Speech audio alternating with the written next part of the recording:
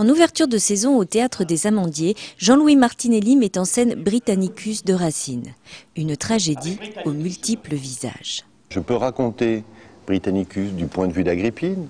Alors qu'est-ce qu'on en dirait du point de vue d'Agrippine? On dirait que c'est une femme qui a tout fait et tout mis en œuvre, y compris crime, assassinat, poison, coucheries diverses, pour porter son fils au pouvoir et qui à un moment donné se trouve dessaisie de sa position d'influence. Prenez encore ma vie, pourvu que par ma mort, tout le peuple irrité ne vous ravisse point, ce qui m'a tant coûté. On peut dire que pour le fils, pour Néron, c'est la nécessité d'une autonomie et d'une prise d'autonomie aussi bien dans la sphère amoureuse que dans la sphère politique qu'il doit mettre en jeu pour se réaliser. Narcisse, son effet. Néron est amoureux. Vous?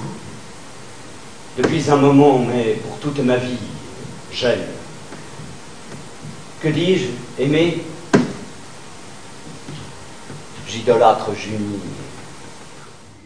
Et là, on va voir où ça amène. Ça amène effectivement à la tyrannie. On peut raconter l'histoire du point de vue de Britannicus en disant que Britannicus est normalement celui qui a accès au pouvoir et le fils légitime et celui à qui revient normalement l'exercice du pouvoir et qui s'en trouve spolié par les manipulations d'Agrippine. On peut dire que c'est l'histoire de Junie, qui est cette fille qui n'a rien demandé, mais qui a une légitimité aussi à se retrouver dans la sphère du pouvoir, et qui est prise en otage, et qui est projetée et jetée comme ça subitement dans l'espace tragique.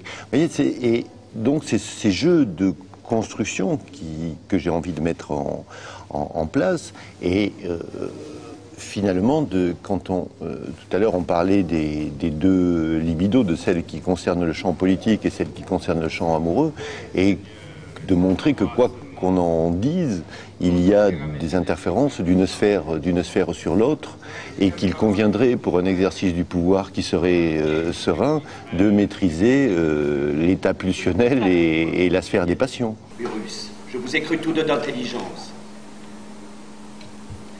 Mais son inimitié vous rend ma confiance.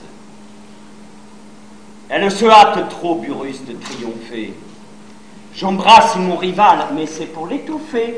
C'est en ce sens que on peut dire peut-être que ce sont des classiques, c'est-à-dire qu'on peut, à chaque période, les revisiter et s'y retrouver en partie.